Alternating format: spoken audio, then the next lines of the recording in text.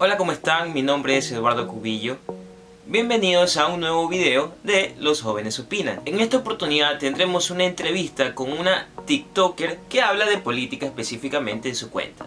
Ella, al igual que otras personas dentro de la plataforma, se dedicaron a hablar de política, a debatir con la gente, incluso a opinar sobre las propuestas de los candidatos políticos de las últimas elecciones aquí en Ecuador. Y por ese motivo la invité para tener una conversación sobre la influencia de los jóvenes dentro de la política. Así que sin más preámbulos, veamos la entrevista. Cuéntame un poquito de ti. ¿A qué te dedicas? ¿Estudias? ¿Trabajas? ¿Cuántos Bueno, años tienes? claro. Mi nombre es Martina, yo tengo 17 años. Actualmente, bueno, me gradué hace un par de meses, por lo tanto no he entrado a estudiar todavía. Voy a estudiar Ciencia Política y Relaciones Internacionales. Lo único que estoy viendo es dónde, si lo que espero y auguro es salir del país. Y bueno, en estos momentos yo estoy trabajo en la empresa de un familiar y por eso es que a veces se me complican los horarios y así. Muy aparte de eso, hago como que mi propio trabajo en redes sociales, en donde me gusta emitir opiniones, a veces entrevistar a personas y lógicamente hacer todo lo que es este tipo de comunicación.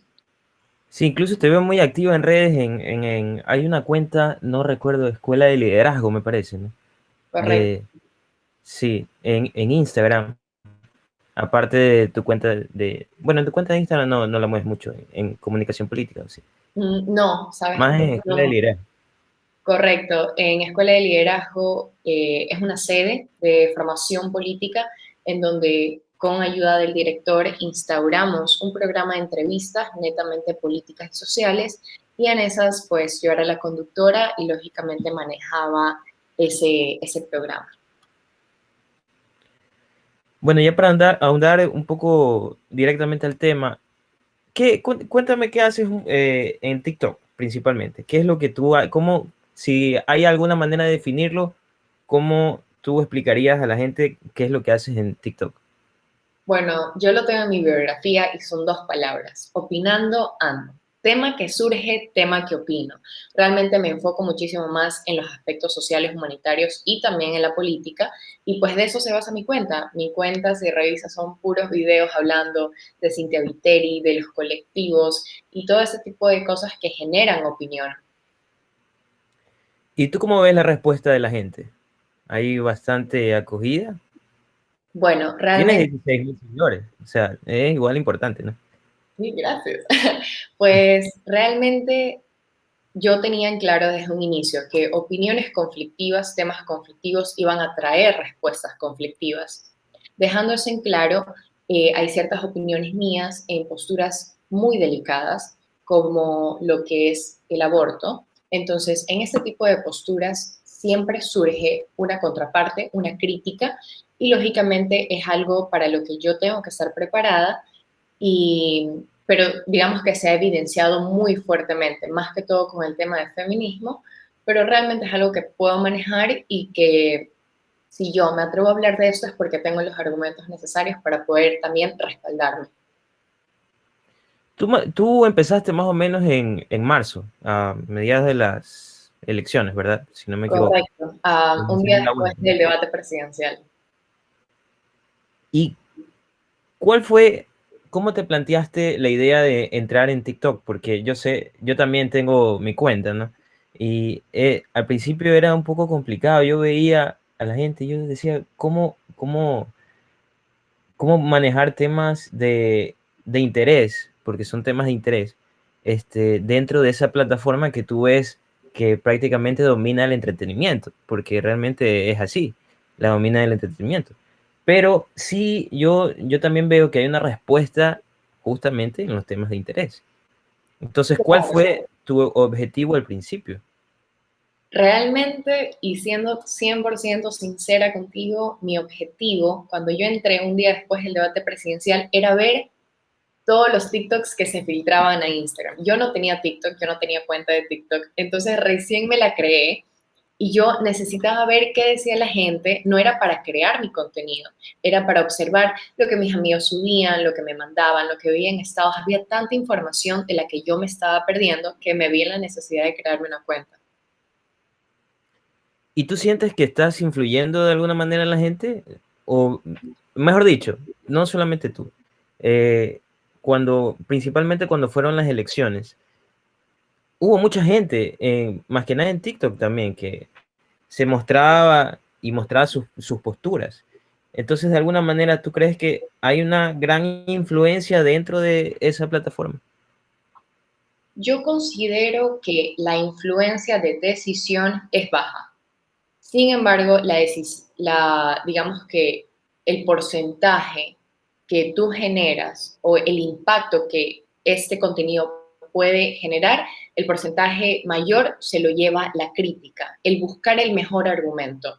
Yo considero que al emitir mi opinión, obligo a que las otras personas que no están de acuerdo con lo que digo encuentren sus mejores argumentos para plantearme su contrapostura. Entonces yo creo que de eso se trata TikTok, al igual que Twitter. Siento que es algo más de crítica, a pesar de que TikTok tiene en sí este mecanismo más dinámico y lógicamente más atractivo para los jóvenes y ahora hasta los adultos. ¿Qué es lo que tú percibes en los jóvenes? O sea, que dentro de, volvemos así mismo a las últimas elecciones, ¿hay una influencia dentro de los jóvenes en involucrarse más en la política? ¿Hay un crecimiento constante o no? Yo creo que sí, se ha evidenciado un crecimiento del involucramiento, del querer ser parte. Sin embargo, hay algo que tenemos que tomar mucho en cuenta nosotros también como jóvenes, y es que por lo general nos movemos en base a causas como el ambientalismo, causas como la igualdad. Entonces nuestro trabajo es un poco más individual, pero lógicamente siempre buscamos al colectivo para tener mayor fuerza. Cuando hablamos del gobierno es que queremos estar en sincronía con el mismo, que nos escuchen, que nos apoyen, que nos sentamos parte de la ciudadanía. Por lo tanto, yo creo que al desarrollarse las redes sociales, que son mecanismos de participación política ciudadana, podemos evidenciar que efectivamente sí hay un crecimiento, pero que eso hay que tener claro, digamos, el hecho de que cada uno se mueve por su propio interés. Entonces tú podrías sacar una conclusión de que más es el interés por la participación ciudadana y no tanto eh, por por el interés político en sí.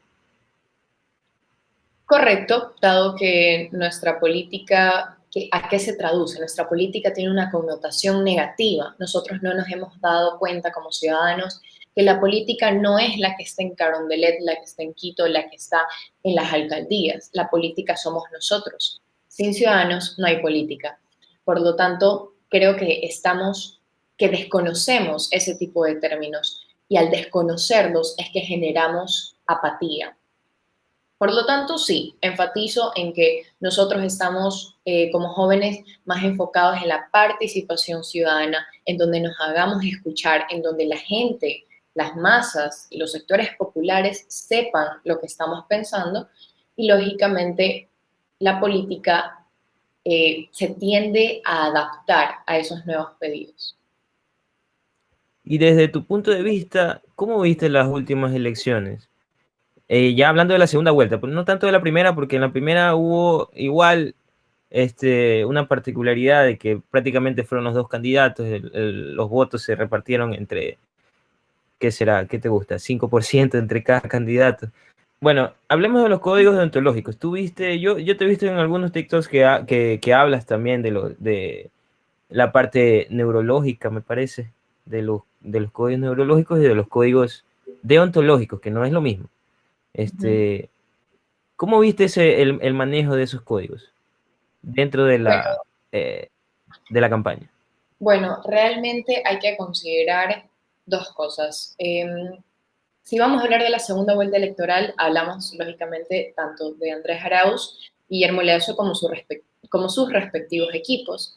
En la primera vuelta hay que tener algo, o sea, como que puntual, es el hecho de que la campaña de Guillermo Lazo fue un fracaso, fue un shampoo, Y eso ya se ha evidenciado, ya todas las personas nos podemos dar cuenta fácilmente de eso en base a los resultados y una pelea con, bueno, al pasar a la segunda vuelta con Yacu Pérez. Si ya hablamos de la segunda vuelta electoral, yo quiero decir que ese tipo de códigos, este manejo no solo corporal, sino también de comunicación no verbal, del tipo de impacto que generaba en la ciudadanía, era lamentablemente el de división, pero era algo necesario. Yo no estoy a favor de que el fin justifique los medios, sin embargo, esta división era necesaria, la creación de esta división para poder, digamos, vencer al correísmo, vencer a la corrupción e instalar a un nuevo presidente en Carondelet. En base a eso, y netamente contestando la pregunta, yo considero que ambas campañas en la segunda vuelta se manejaron bastante bien, siempre enfocadas en lo que querían hacer, ganar. Aumentar esta brecha, esta división que existía entre los dos bandos, que no es izquierda y derecha, es simplemente correísmo versus resto del Ecuador. Y pues fue bastante interesante ver el comportamiento de las personas. Muchas personas perdieron la ¿Tú crees esperanza. que, ¿Tú crees que fue indispensable que Guillermo Lasso abra una plataforma nueva, en este caso TikTok? Yo creo que le permitió mostrarse no como más juvenil ni nada, como más adaptable. ¿Cuál es la imagen que todo el mundo tiene de Guillermo Lasso? Es súper conservador, es de derecha, Opus Dei, religioso. Por lo tanto, él dice, ¿saben qué? Sí me equivoqué, yo creo que TikTok sí es para mí. Tal vez para él en lo personal no lo sea, pero lo mostró al pueblo de esa forma.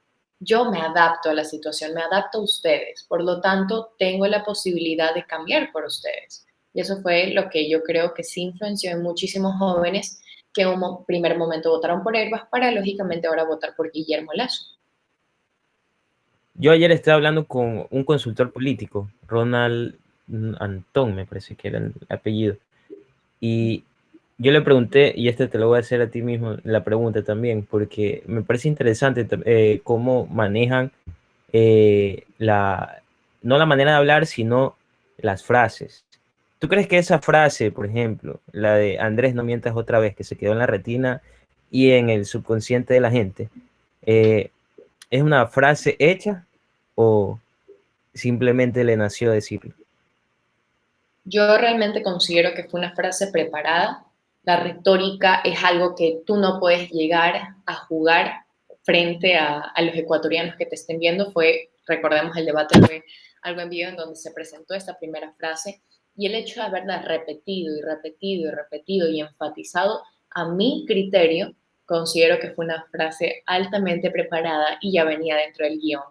Y tú como comunicadora que eres realmente, porque tú comunicas a la gente algo, ¿qué le aconsejas a esa juventud que quiere, eh, bueno, en este caso, no participar en la política directamente, pero tener participación ciudadana, que era lo que estábamos hablando? Bueno, acerca de eso, yo quiero enfatizar dos cosas. La primera es no perder los principios. El hecho de querer formar parte, de querer emitir un criterio, de emitir una opinión, no quiere decir que hay que seguir la corriente, porque la corriente de ciertos colectivos es muy bulliciosa y va en contra de los intereses, digamos que los intereses que la ciudadanía puede tener.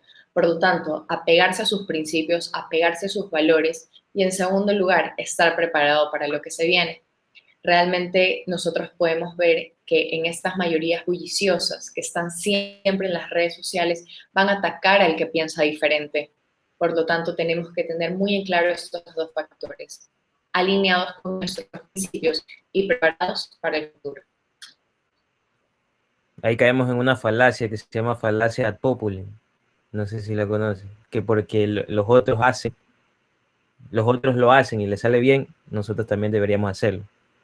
Como gente de primer mundo está a favor del aborto, nosotros también deberíamos estar a favor del aborto, pero no es así.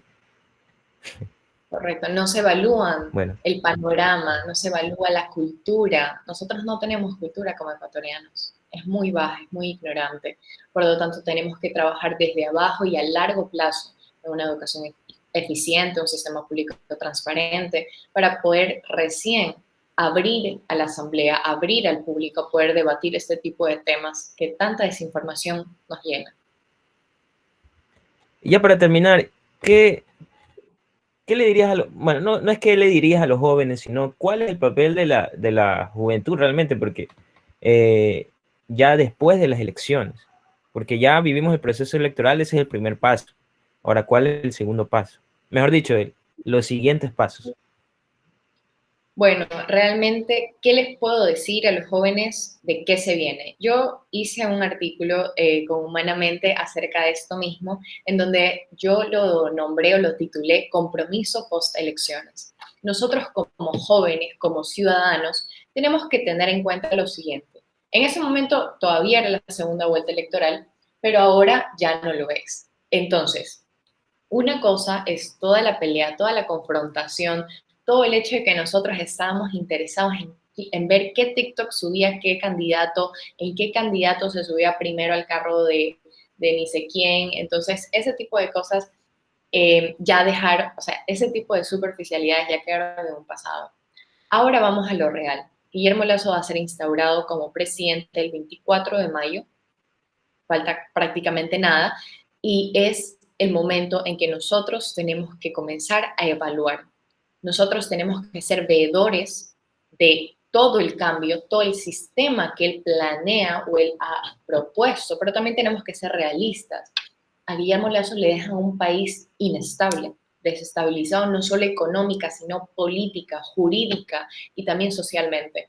Por lo tanto, el cambio, el proceso de cambio va a tomar tiempo, pero nosotros tenemos que estar ahí para que no pierda el enfoque, darnos cuenta del tipo de manejo que se está realizando de la política, el tipo de medidas que se implementan para solventar problemas económicos y pues lógicamente emitir nuestras opiniones, porque recordemos que no es porque sea presidente, no porque sea alcaldesa, tenemos que desvincularnos de lo que haga. De lo contrario, tenemos que estar más pendientes que nunca y lógicamente comunicar todo esto para poder hacer escuchar en cierta medida lo que pensamos y sentimos. Bueno, muchas gracias por tu participación, Martina, de verdad. No, no hay de qué, yo estoy muy agradecida y muy contenta de haber realizado este espacio.